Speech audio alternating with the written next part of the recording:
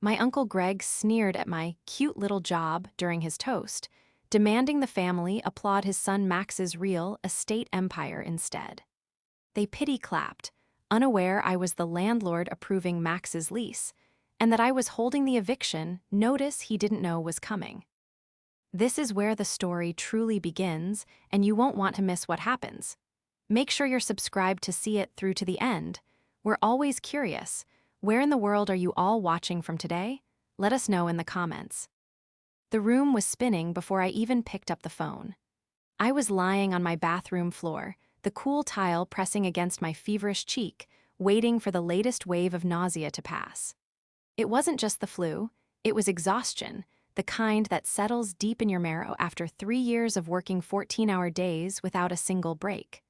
I had built something massive, something incredible, but the cost had been my health and my social life. My phone buzzed on the bath mat next to me. The screen lit up with a photo of Aunt Linda, a picture taken 5 years ago when we were still close, before the comparison started. Before Max became the family's golden deity and I became the cautionary tale. I groaned, reaching out a trembling hand to swipe the green icon. "Hello?" My voice was a wreck, raspy and weak. "Amelia, you sound terrible," Linda's voice chirped, though there was no real warmth in it. It was the tone people use when they want to verify you're doing poorly so they can feel better about themselves. "Are you still in bed? It's 2 in the afternoon." "I have the flu, Linda," I managed, pulling myself up to sit against the bathtub. "I've been sick for 3 days." "Oh, well, that's a shame," she said, breezing past it instantly. "Listen, we're having a celebratory dinner tonight at the Gilded Oak. You know, that place you probably can't get into. Greg pulled some strings. It's for Max." I closed my eyes, the headache pounding behind my temples. "Max, is it his birthday?" "No, don't be silly," she laughed, a high, tinkling sound that grated on my nerves. "He's just closed on his new penthouse, a massive real estate acquisition. Greg is so proud. We all are. He's finally made it to the big leagues, Amelia, real wealth, not just whatever it is you do." The dig was subtle, practiced. It was a needle slid specifically between my ribs. For years, I had kept my business quiet. I operated under a generic LLC, kept my name off the flashy billboards, and lived in a modest 2-bedroom apartment while I reinvested every cent. To them, I was Amelia the freelance consultant, struggling to make rent, driving a 5-year-old sedan.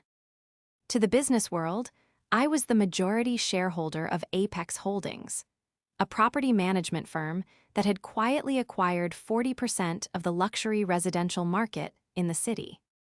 "I'm happy for him," I lied, my stomach churning. "But I'm really not up for it, Linda. I'm contagious."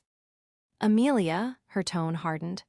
"Greg specifically asked for you. He wants the whole family there. He thinks it would be instructive for you to see what success looks like. Besides, we're paying. I know things are tight for you right now." The condescension was so thick I could almost taste it, metallic and bitter. They wanted me there as a prop. I was the before picture to Max's after. I was the designated loser at the table to make Max's victory shine brighter. "I really can't," I whispered. "If you don't come," Linda said, her voice dropping to a whisper, "Greg is going to cut your dad off. He said if you can't show basic respect for the family's success, he sees no reason to continue covering your dad's care facility costs." The air left my lungs. My father was in assisted living, suffering from early-onset dementia. Uncle Greg, his younger brother, had volunteered to handle the finances years ago when Dad first got sick, claiming he had invested Dad's savings well. I had suspected for a long time that Greg held that money over our heads like a weapon, but I never thought he'd use it like this. "He wouldn't," I said, my grip on the phone tightening until my knuckles turned white. "Try him," Linda said simply. 7:00 p.m. Don't be late. And dress nice, Amelia. Try to look like you belong." She hung up. I sat there on the cold floor, the silence of the bathroom deafening. The nausea was gone, replaced by a cold, hard knot of fury in my stomach. They weren't just insulting me anymore. They were threatening my father's well-being to force me into a humiliation ritual. I looked at my reflection in the mirror across the room. Pale, sweaty, dark circles under my eyes. I looked weak. I looked exactly like the failure they thought I was. But as I stared, a thought crystallized in my mind. Max's real estate acquisition. The gilded oak, the timing. I stood up, gripping the sink for support. The betrayal was worse than the diagnosis itself. They were using my father's vulnerability. Why to drag me to an execution, unaware that I was the one holding the axe? I spent the next hour in a daze of mechanical preparation. I forced myself to drink a glass of water, took 2 extra-strength painkillers, and stepped into a scalding shower. The heat helped loosen the tension in my shoulders, but it couldn't touch the ice in my veins. As I scrubbed, my mind replayed the last decade of my life. The missed holidays because I was overseeing renovations. The dates I'd canceled to handle emergency plumbing issues in my units. The relentless, grinding pressure of building a portfolio from scratch with no safety net. Uncle Greg and Aunt Linda had never once asked how I was surviving. They just assumed that because I didn't flash a Rolex or drive a Porsche, I was drowning. They equated spending with earning. It was their fatal flaw.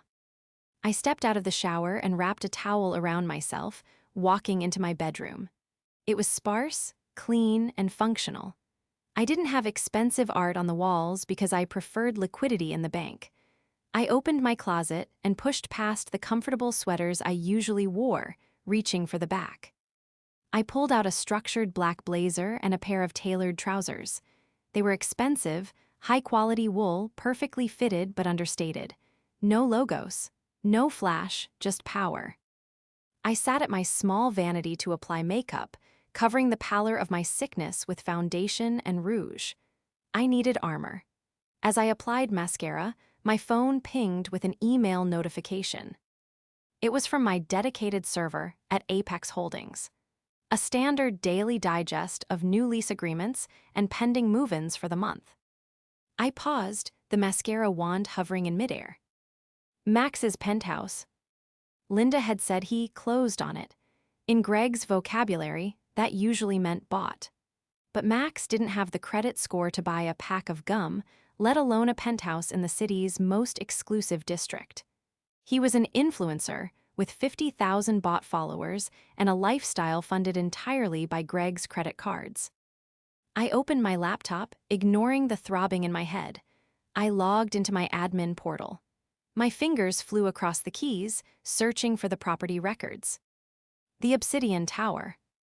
That was the newest ultra-luxury development downtown. My company, through a shell corporation, had finalized the acquisition of the building's management rights and 40% of the units 3 months ago.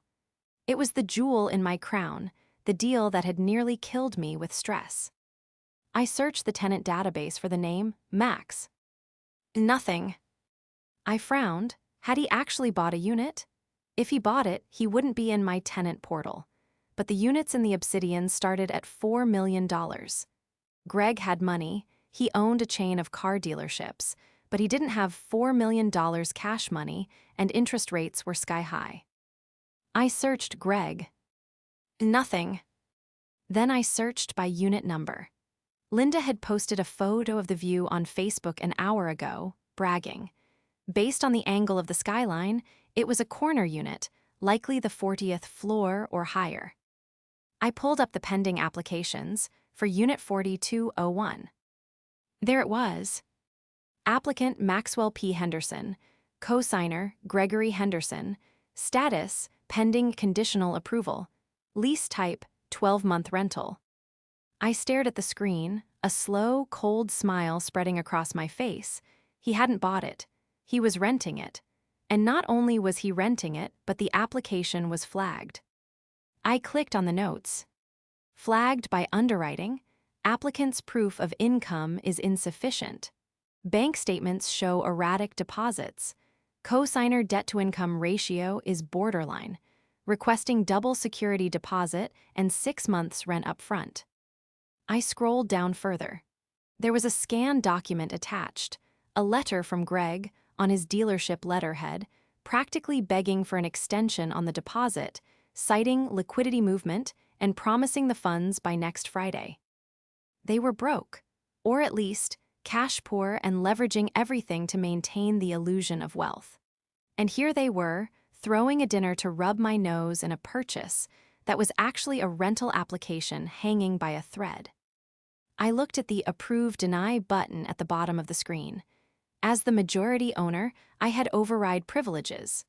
I could reject them right now with a single click. But that would be too easy. That would be mercy. I closed the laptop gently. The painkillers were kicking in, dulling the physical ache, but the emotional clarity was razor sharp. I stood up and looked in the mirror again. The woman staring back wasn't the sick, struggling niece anymore. She was the shark in the water, and they had just decided to go for a swim while bleeding. They had forgotten one crucial thing. You should never insult the person who holds the keys to your house. To understand why I went to that dinner, you have to understand the history. You have to understand that I loved them once. When I was 22, fresh, out of college and terrified, Uncle Greg was my hero. My father had just had his first stroke, and our world collapsed. Greg stepped in, the big, boisterous savior. He drove a Mercedes, wore Italian suits that strained at the buttons, and spoke with the confidence of a man who owned the world. "Don't worry, Millie," he had told me, clapping a heavy hand on my shoulder. "Family takes care of family. I'll handle your dad's accounts. You just focus on whatever little job you can find." I was grateful, so grateful that I ignored the way he dismissed my degree in finance. I ignored the way he made jokes about women in business being cute. For 3 years, I practically worked as an unpaid intern for his dealership on weekends, organizing his chaotic filing systems, digitizing his records, fixing the messes he made. I saved him thousands of dollars in tax penalties. I found embezzling employees he hadn't noticed. And how did he repay me? When I came to him with my first business plan, a small, foolproof strategy to flip a duplex, he laughed until he choked on his scotch. "Stick to spreadsheets, honey," he'd said, wiping tears from his eyes. "Real estate is a wolf's game, you're a hamster." He gave the money I needed to Max instead. Max, who used it to invest in a cryptocurrency scam and lost it all in 3 weeks. Greg never scolded him. He just shrugged and said, "You gotta spend money to learn the game." That was the turning point. I stopped asking for help. I stopped sharing my life. I went underground and built my empire brick by brick, fueled by a mixture of caffeine and pure, unadulterated spite. I pulled my car up to the valet stand at the Gilded Oak. It was a pretentious spot, all velvet ropes and gold leaf, designed for people who wanted to be seen spending money rather than actually enjoying a meal. I handed my keys to the valet, a kid who looked about 19. My car was a Toyota Camry, reliable, invisible. "Keep it close," I said, handing him a 20. "I won't be staying long." Inside, the restaurant hummed with the sound of silverware on china and performative laughter. I spotted them immediately. They had the center table, of course. Uncle Greg was holding court. He had aged in the last year, his face was redder, puffier. He was wearing a suit that was too shiny, a blue that clashed with the decor. He was gesturing wildly with a fork, a piece of steak impaled on the end. Next to him was Aunt Linda, nodding rhythmically, her face frozen in a Botoxed smile of permanent agreement. She was the enabler, the one who smoothed over Greg's cruelty and called it honesty. And then there was Max. My cousin sat leaned back in his chair, one arm draped over the back, looking bored. He was wearing sunglasses indoors. At night, he had a branding t-shirt on under a blazer, the logo for his real estate masterclass visible on the chest. He was checking his phone, scrolling through TikTok, completely ignoring his father's speech. Max was 32, 2 years younger than me, but he acted like a teenager. He had never worked a real job in his life. He bounced from DJ to life coach to crypto expert, and now, apparently, real estate tycoon. I took a deep breath, steeling myself, and walked toward the table. Greg saw me first. His eyes scanned me up and down, looking for a flaw, a loose thread, a sign of poverty. "Well, look who finally decided to grace us with her presence," he boomed, his voice carrying over the quiet murmurs of the restaurant. Heads turned. I felt the heat rise in my cheeks, but I kept my expression neutral. "Hello, Uncle Greg, Aunt Linda. Max," I said, taking the empty seat opposite them. "You look tired," Linda said immediately, reaching out to pat my hand before recoiling slightly, as if remembering I was contagious. "Is that the same blazer you wore to Christmas 2 years ago?"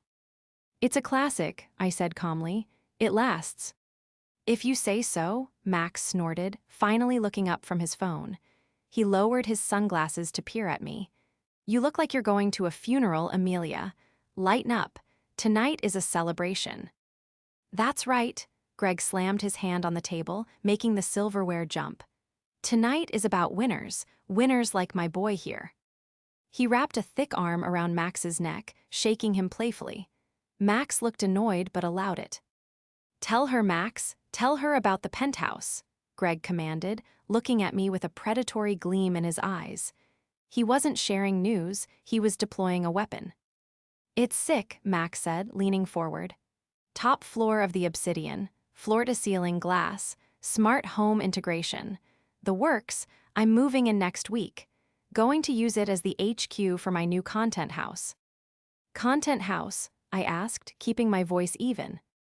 "Yeah," Max smirked.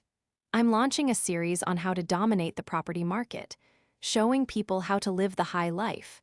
You know, visualizing success to manifest reality." "Manifesting," I repeated. "Is that how you paid for it?" The table went silent for a split second. Greg's eyes narrowed. "Watch your tone, Amelia," Greg growled, his jovial mask slipping instantly. "Max paid for it with hustle. Something you wouldn't know about, pushing pencils in whatever cubicle you're hiding in." "I'm just asking," I said innocently, picking up the menu. "Did you buy it?" "We're closing the deal," Greg interjected quickly, too quickly. "The paperwork is a formality, but the keys are practically in his hand. It's a multi-million-dollar asset, Amelia, more than you'll see in a lifetime." He leaned in, his breath smelling of scotch and onions. "You could learn a lot from him, you know. Instead of being bitter, maybe you should take notes. Max is generous. Maybe he'd let you come clean the place for him, get a taste of the luxury lifestyle." Linda giggled nervously. Max smirked. I looked at Greg. I looked at his sweaty forehead, his cheap suit, the desperation hiding behind his arrogance. I looked at Max, the fraud who believed his own hype. I felt a vibrating in my pocket. It was my phone, another email notification. Subject: Urgent Compliance Warning, Unit 4201, Obsidian Tower. I didn't need to look at it to know what it said. My automated system flagged applications that remained in pending status without funds for more than 48 hours. "I'll keep that in mind," I said softly. "I'm always looking to learn about asset management."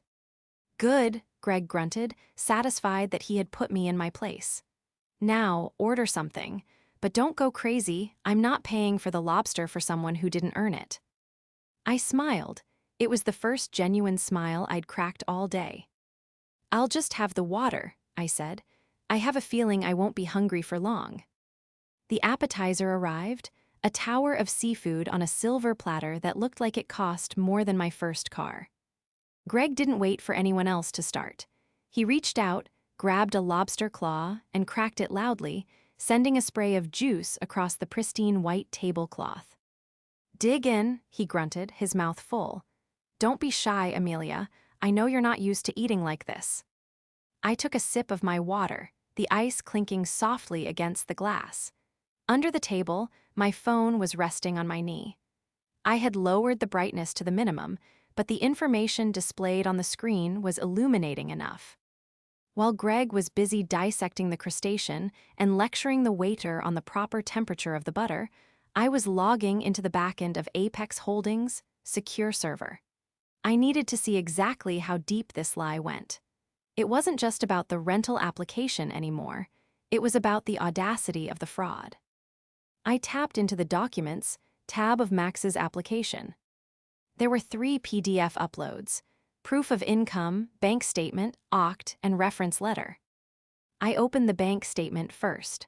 On the surface, it looked legitimate.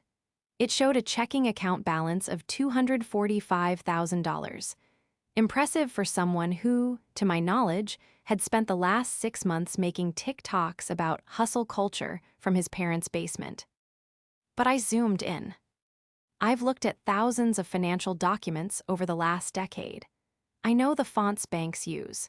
I know the pixelation that occurs when a legitimate PDF is generated versus when an image is pasted onto a background. The numbers in the balance column were in Arial. The rest of the document was in Helvetica. I felt a cold spike of adrenaline. It wasn't just a lie, it was a crime. He had doctored the statement. I swiped to the metadata tab of the file.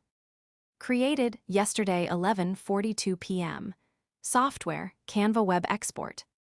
I almost laughed out loud. He had used a graphic design website to forge a bank statement to defraud a landlord. If I weren't the landlord, he might have gone to jail for wire fraud. Since I was the landlord, he was just walking into a buzzsaw. "You're not eating," Linda observed, her voice sharp. She was picking at a shrimp cocktail, her eyes darting around the room to see who was watching us. "Is the food not to your liking, or are you just trying to make a scene by starving yourself?" "I'm just admiring the view," I said, looking directly at Max. He was busy taking a selfie with the lobster tower, making a duck face that made him look ridiculous. "Max, I'm curious. The underwriting process for the Obsidian is notoriously strict. My friend knows someone in the industry. She said they require 3 times the monthly rent in verified liquid assets. That must have been a lot of cash to move around." Max froze, the phone lowered slightly. Behind his sunglasses, I saw a flicker of panic. "I have investors," Max said quickly, his voice cracking. He cleared his throat. "Silent partners, they back my brand." "Investors," I repeated, dragging the word out. "So the money in your account isn't yours." "It's my liquidity," Greg interrupted, pointing a buttery finger at me. "I transferred a bridge loan to his account to help with the closing costs. That's how business works, Amelia. You move capital, you leverage assets, but I wouldn't expect you to understand high-level finance." "A bridge loan," I said, tapping my finger on the table. "Interesting, because usually banks frown on using borrowed funds for a down payment unless it's disclosed." "It's disclosed," Greg snapped, his face turning a shade of crimson that matched the lobster. "Everything is above board. Why are you grilling him? You should be congratulating him." I looked back down at my phone. I navigated to the reference letter. It was signed by a CEO of Technova, a company I had never heard of. I quickly opened a new tab and Googled Technova. The only result was a dissolved LLC in Delaware from 2012. "I'm just fascinated, Uncle Greg," I said, looking up with wide, innocent eyes. "It's not every day my cousin buys a $4 million penthouse. I just want to know the details so I can learn." "Then listen instead of asking stupid questions," Greg spat. He turned back to the waiter. "Bring us a bottle of the 08 Cabernet, the expensive one, and bring another glass for my son. He has a lot to celebrate." I texted my VP of Operations, Sarah. "Me, pull the file for Unit 4201. Verify the employment reference. I want a verbal confirmation within 10 minutes. Also, flag the application for immediate fraud review." "Sarah, on a Sunday night? You're the boss. Give me 5. I slipped the phone back into my pocket. The trap was set. Now I just had to wait for it to snap shut. The wine arrived, and Greg made a show of swirling it, sniffing it, and proclaiming it passable, even though I knew he couldn't tell the difference between a vintage Cabernet and grape juice left out in the sun. He poured a glass for Max, then Linda, then himself. He didn't offer me any. "To the Henderson legacy," Greg toasted, raising his glass high. "To Max, who has finally put our name on the map, and to those who doubted us." He cast a sneering glance in my direction. May they enjoy their mediocrity. They clinked glasses. The sound rang through the restaurant like a bell signaling the start of a boxing match. "So Max," I said, my voice cutting through the moment of self-congratulation, "when do you get the deed?" Max choked on his wine. He coughed, wiping a drop of red liquid from his chin. "The what?" "The deed," I said calmly. "You said you bought the place. When you close on a property, you get a deed, or at least a title transfer document. When is the closing date?" It's a rolling close," Max stammered, looking at his father for help. "It's a new type of contract, very exclusive." "A rolling close," I said, letting a small laugh escape. "I've heard of rent-to-own, I've heard of lease options. I've never heard of a rolling close on a luxury condo. Are you sure you're not just renting it, Max?" The table went dead silent. Even Linda stopped chewing. Greg set his wine glass down with a heavy thud. The liquid sloshed over the rim, staining the white tablecloth blood red. "What did you just say?" Greg whispered, his voice trembling with suppressed rage. "I asked if he was renting," I said, holding his gaze. "Because the way he's describing it, the investors, the bridge loan, the lack of a closing date, it sounds like a tenant application, Uncle Greg, not a purchase." "You jealous little witch," Greg hissed. He leaned across the table, his face inches from the centerpiece. "Just because you live in a shoebox, you can't stand to see him win. You think the Obsidian rents to just anyone? You think they let people in without millions in the bank? Even if he was renting, which he isn't, he'd still be living in a place you couldn't even afford to step foot in." "Actually," I said, "I know for a fact they don't rent to just anyone. They have a very strict vetting process. They check for things like forged bank statements." Max's face went pale. He took off his sunglasses, revealing eyes that were wide with terror. He knew that I knew, but he didn't understand how. "You're crazy," Max muttered. "Dad, she's crazy. Let's just kick her out." "No," I said, raising my voice slightly. "I'm not crazy, Max. I'm observant. You used Canva to edit that PDF. You didn't even flatten the layers properly. If an underwriter looks at that file for more than 10 seconds, they're going to see the edit history." "You don't know what you're talking about," Greg shouted. A few people at nearby tables turned to look, whispering. "You've never seen $1 million in your life. You think you can sit here and slander my son." "I'm not slandering him," I said. "I'm trying to save him from a felony fraud charge. Because if that application goes through to the legal department, they will prosecute." "Stop it," Linda shrieked, slamming her hand on the table. "Just stop it, Amelia. Why are you doing this? Why can't you, Jay? Us be happy for us." "Because it's a lie, Linda," I snapped, my patience finally fraying. "It's all a lie. He didn't buy it. He's trying to rent it. And he's faking the money to do it. And you," I looked at Greg, "you're enabling it. You wrote a letter promising funds you don't have. I saw the letter regarding the liquidity movement. You asked for an extension on the security deposit. If you bought the place, why would you need a security deposit?" The logic hung in the air, heavy and undeniable. Greg's mouth opened and closed like a fish out of water. He looked at Max, waiting for an explanation, waiting for his son to tell him I was wrong. But Max just stared at his empty plate, defeated. Max started, his voice small. "I told them I needed to rent for a year before buying, for tax purposes." "See," Greg latched onto the excuse like a drowning man grabbing a life raft. "Tax purposes, it's a strategy. God, you're stupid, Amelia. It's a lease option. It's practically a purchase." "It's a rental application," I corrected, "and it's failing." My phone buzzed. It was Sarah. Sarah verified. The CEO of Technova is Max's old college roommate. I called the number. He answered, "Yo, who dis? We have him on tape. Want me to kill the deal?" I looked at the text, then up at Greg. He was breathing heavily, his face purple.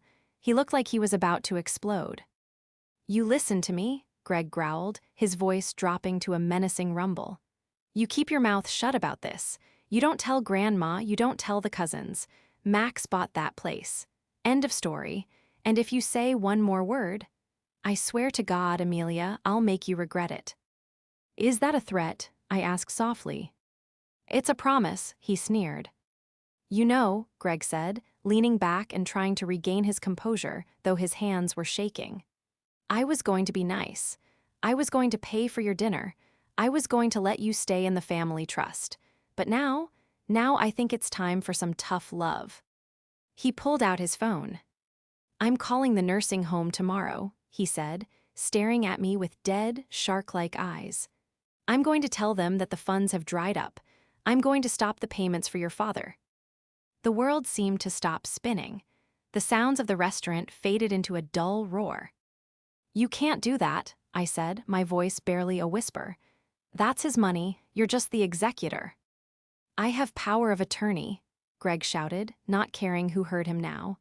I control the assets, and if I decide the market took a downturn and his portfolio is wiped out, well, that's just bad luck, isn't it? He'll have to move to a state facility, or maybe you can take him in that little apartment of yours. He smiled. It was a cruel, twisted smile of a man who thought he held all the cards. Apologize, he demanded. Apologize to Max. Apologize to me. Admit you're jealous. Admit you're a failure. And maybe, I won't throw your father out on the street next week. I looked at Linda. She looked away, refusing to meet my eyes. She was going to let him do it. She was going to let him leverage my dying father's safety to protect her son's fragile ego. Something inside me snapped. It wasn't a loud snap. It was the quiet, metallic click of a safety being disengaged. You're not going to call the nursing home, Greg, I said. My voice was steady now. Cold, clinical. The sickness was gone, replaced by pure, unadulterated focus. Oh, I'm not, he laughed mockingly. Watch me. You're not, I continued. Because if you do, the IRS is going to be very interested in why you've been using Dad's account to pay for the lease payments on your Mercedes for the last 3 years. Greg froze. His finger hovered over his phone screen. I know about the skimming, I said. I know about the management fees you charge the trust. I've known for a long time. I didn't say anything because I wanted to keep the peace. But you just declared war. You have no proof, he stammered, but the confidence was draining out of him rapidly. I have copies of every transaction, I lied, well, partially. I had suspected it, but his reaction confirmed it. But that's not the only reason you're going to stop. I picked up my phone. I opened the Apex Holdings owner app. I navigated to the Approve Deny screen for Unit 4201. You keep telling me to learn from Max's success, I said, standing up. You keep telling me to look at the real estate empire. Well, let's look at it. I turned the phone around and placed it in the center of the table, right next to the lobster. The screen was bright. It showed the full application details. Property, the Obsidian Tower, Unit 4201. Applicant, Maxwell P. Henderson. Status, pending review. Owner-manager override. Active. What is this? Max asked, squinting at the screen. How do you have the admin view? Look at the bottom, I said, pointing to the signature line for the lessor. It didn't say, the Obsidian Management. It said, Apex Holdings LLC. And right below that, in smaller print, authorized signatory, Amelia J. Vance, CEO. Apex Holdings, I said clearly. That's my company, Greg. I own the management firm, and through a series of holding companies, I own 40% of the Obsidian. Greg stared at the phone. He blinked once, twice. His brain was trying to process the information, but it was jamming. He rasped, you own the building. I'm his landlord, I said, looking at Max. Or I was going to be. I reached out and tapped the screen. I hit the big red button marked Deny. A pop-up appeared, Reason for Rejection. I typed in one word, narrating as I did so, FRAUD. I hit Submit. The screen flashed green, Application Denied. Notification sent to applicant. A second later, Max's phone pinged loudly on the table. He picked it up, staring at the notification. His face crumbled. Denied, Max whispered. She denied me. "You can't do that," Greg screamed, jumping to his feet. His chair flew back and hit the floor with a crash. The entire restaurant fell silent. "We had a deal, we had an agreement." "You had an application," I said, my voice cutting through the silence like a knife. "And you lied on it. You forged documents. You tried to defraud my company, and then you threatened my father." I leaned in close, resting my hands on the table. "The game is over, Uncle Greg, and you didn't just lose, you got evicted." The silence that followed my declaration was absolute. For a heartbeat, the only sound in the gilded oak was the soft hum of the HVAC system and the distant clink of a glass from the bar. Then Greg exploded. "You are a liar," he screamed, his face twisting into a mask of pure, unfiltered ugly. He kicked the chair that was already on the floor, sending it skidding into the path of a waiter carrying a tray of martinis. The waiter yelped, dancing out of the way, but the tray tipped, sending glass shattering against the hardwood. "Sir, I need you to calm down," the waiter stammered, backing away. "Don't tell me to calm down," Greg roared, turning on the poor staff member. "This woman is a fraud, she's lying, she's a receptionist who thinks she can play big shot." He turned back to me, his chest heaving. "You own the building, you drive a 5-year-old Toyota, you live in a rent-controlled dump. You think anyone here believes you own a $400 million asset?" "I own the company that owns the asset," I corrected calmly, though my heart was hammering against my ribs like a trapped bird. I didn't stand up. I stayed seated, looking up at him. It was a power dynamic I had learned in boardrooms.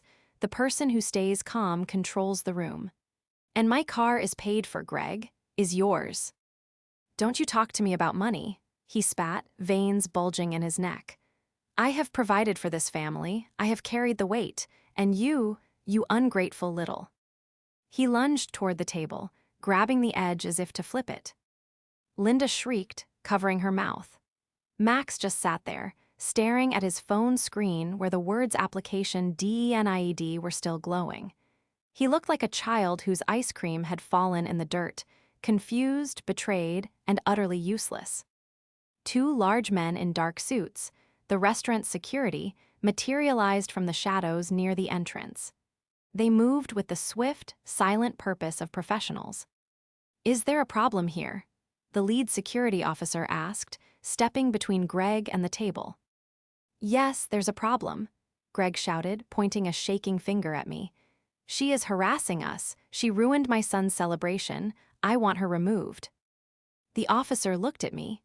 I sat perfectly still, my hands folded on the table next to the untouched lobster tower. I looked at the officer, then at the restaurant manager, a man named Henry whom I had met several times at Chamber of Commerce events, though Greg didn't know that. Henry was hurrying over, looking mortified. "Ms. Vance," Henry said, his eyes widening as he recognized me. "Is everything all right?" Greg froze, his mouth hung open. You know her." "Ms. Vance is a valued member of the Downtown Business Association," Henry said stiffly, adjusting his cuffs. "And her firm manages the property next door. Is this man bothering you, Ms. Vance?" The color drained from Greg's face so fast it was like someone had pulled a plug. The realization hit him and the entire room at once. I wasn't just some anonymous relative. Here, in this world in the city center, I was a known entity. He was the tourist. "He's my uncle," I said, my voice cool and audible to the tables nearby who were watching with rapt attention. "And he was just leaving. But before he goes, there is one final piece of business." I turned my gaze to Aunt Linda. She was trembling, tears streaming down her face, ruining her makeup. "Linda," I said softness, "you asked why I couldn't just be happy for you. You asked why I couldn't just play along." "Amelia, please," she whispered. "Don't." "He threatened my father," I said, and my voice hardened into steel. "He threatened to pull the funding for Dad's care. He threatened to leave a man with dementia on the street because his son couldn't handle a rental rejection." A gasp went through the nearby tables. Greg looked around, realizing he was losing the audience. He was losing everything. "I didn't mean it," Greg muttered, backing up a step. It was, heat of the moment. No, I said. It wasn't, because the money isn't yours to pull, Greg, is it? I looked at Max. Max, do you want to know where your investors came from? Do you want to know where the bridge loan for your deposit came from? Shut up, Greg warned, his voice a low growl. Amelia, I am warning you. It came from the Henderson Family Trust, I said loudly. It came from the fund that Grandpa set up for Dad's care, the fund you have power of attorney over. Max looked up at his father, his eyes wide. Dad, you said that was your dealership money. It is my money, Greg shouted, desperate now. I manage it, I invest it, I was going to pay it back. That's called embezzlement, Greg, I said. And I have the transaction logs. I had my forensic accountant pull them this morning when I saw the bank statement Max uploaded. You transferred $50,000 from Dad's care fund to Max's checking account yesterday. You were going to use Dad's life savings to pay the security deposit on a penthouse so your son could pretend to be rich on the internet. You stole from Uncle Jerry, Max whispered, horrifying realization dawning on him. Dad, if that comes out, my brand, the sponsors. Forget your brand, Greg screamed at his son. I did this for you, you ungrateful little parasite. I did everything for you. Sir, the security guard said, placing a heavy hand on Greg's shoulder. It's time to go. Get your hands off me, Greg shook him off, adjusting his jacket. He tried to summon one last shred of dignity. He looked at me, his eyes burning with hatred. You think you've won? You think you're smart? You've destroyed this family, Amelia. I hope you're happy. You'll never see a dime of that money again. I'll burn it all before I let you touch it. You won't have the chance, I said, picking up my glass of water. My lawyer filed an emergency injunction this afternoon. Your access to the accounts was frozen an hour ago, and the police are likely waiting at your house to discuss the discrepancies in the dealership's tax filings, too. I found those while I was digging. Greg stared at me. He looked small now. The bluster was gone, replaced by the terrifying clarity of a man watching his life disintegrate in real time. He didn't say another word. He turned and walked out, the security guards flanking him. Linda sat there for a moment longer, looking at the empty chair, then at me. She looked like she wanted to say something, an apology, an excuse, a plea, but she found nothing. She grabbed her purse and ran after her husband. Max was the last to leave. He stood up slowly. He looked at the lobster tower, then at me. I didn't know, he said quietly. About the money, I didn't know. You didn't ask, I replied. You were too busy manifesting. He flinched. He put his sunglasses back on, trying to hide his eyes, and walked out of the restaurant, his shoulders slumped. I was left alone at the table. The restaurant was quiet. Henry, the manager, stepped forward. Ms. Vance, he said softly, I am so sorry. Please allow us to comp the meal, and can I get you anything else? I looked at the chaotic mess of the table. The spilled wine, the overturned chair, the excessive display of wealth that was all built on a lie. No thank you, Henry, I said, placing $100 bill on the table for the waiter who had been pushed. I'm actually not hungry anymore. I think I'm just going to go home. The fallout was swift, brutal, and entirely necessary. The next morning, I wasn't at Apex Holdings.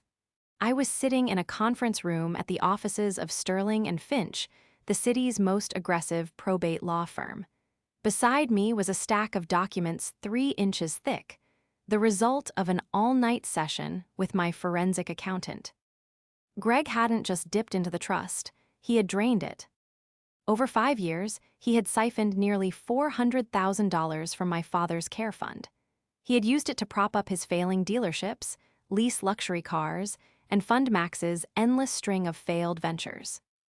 The investors Max bragged about, it was just his uncle's dementia medication money, laundered through a series of sloppy transfers.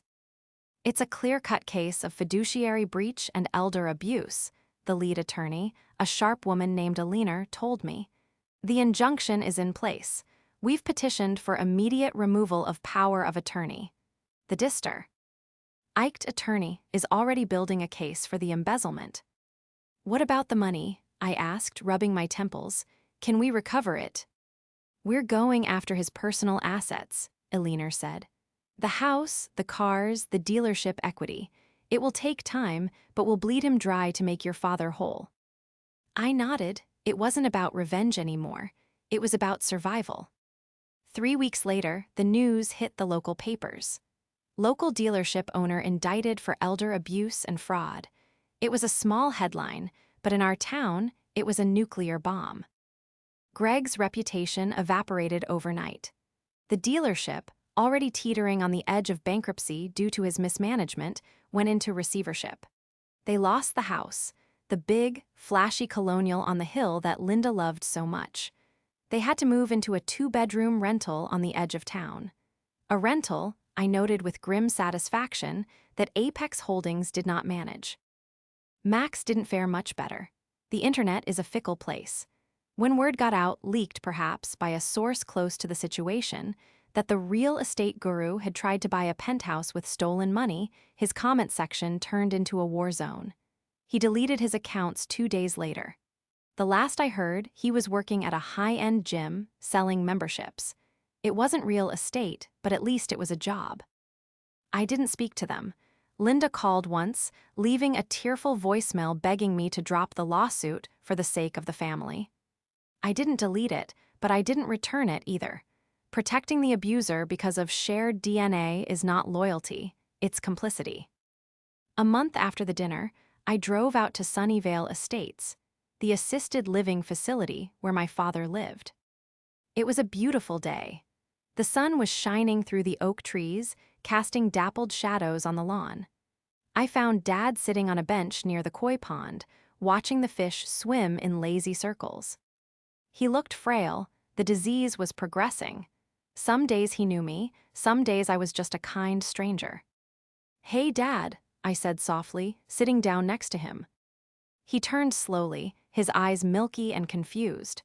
Then a spark of recognition flickered. "Millie," he rasped, you're working late." "No, Dad," I smiled, taking his hand. It was papery and thin. "I'm done early today." Did you finish the spreadsheets for Greg?" he asked. He was stuck in a memory loop from 10 years ago. "I did better than that," I said, squeezing his hand. "I fired him." He blinked, processing this. A slow, mischievous smile spread across his face, the ghost of the man he used to be. "Good," he whispered. Always was a blowhard. You're the smart one, Millie, you're the shark." Tears pricked my eyes. Even through the fog, he saw me. "Yeah, Dad," I said, resting my head on his shoulder. "I'm the shark." "Are we okay?" he asked suddenly, a flash of anxiety crossing his face. "The money, are we okay?" I thought about the legal battles ahead. I thought about the bridge I had burned with the rest of the family. I thought about the lonely nights working until my eyes blurred to build an empire that no one knew about until it was necessary to use it as a weapon. Then I looked at the peace in his face, knowing he was safe, knowing that no one could ever threaten his care again. "We're okay, Dad," I said firmly.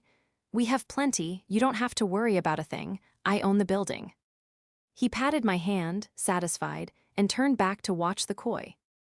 I sat there with him for a long time, watching the water ripple. I wasn't the niece, or the cousin, or the poor relation anymore. I was Amelia Vance, CEO, and for the first time in my life, I didn't feel the need to prove it to anyone. The contract was signed, the keys were in my pocket, and the rent was paid in full.